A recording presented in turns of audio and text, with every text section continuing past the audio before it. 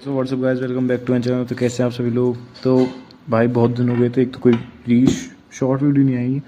तो जैसे कि अभी आपको पता है कि मेरे पास ये हेलमेट है और मैंने अभी परचेज़ किया है और इसके ऊपर एक रिव्यू वीडियो भी बना के डाली हुई है। तो ये हेलमेट है और अब इसमें क्या दिक्कत आ रही है कि थोड़ा सा जो है ना, इसका वाइज़र बंद नहीं हो पा रहा, क्योंकि मैं जितना भी ट्राई कर लूँ ना, ये देखो बंद नहीं होता। ये वहाँ तक पीछे तक पहुँचता ही नहीं है। ये तो मैंने खैर कितने ट्राई कर करके, ये थोड़ा आगे कर करके पूरा वो कोशिश देख सकते हो तुमने, मैंने पूरा ट्राई करके नहीं हो रहा है।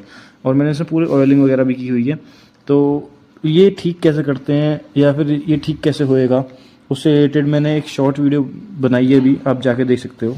उसके बाद मैं भी उसके ऊपर दिखाता हूँ आपको नेक्स्ट पार्ट में, क्योंकि अभी तो ये पार्ट है मैं बता नहीं पाऊँगा पूरा कि प्रॉब्लम कैसे सही होएगी।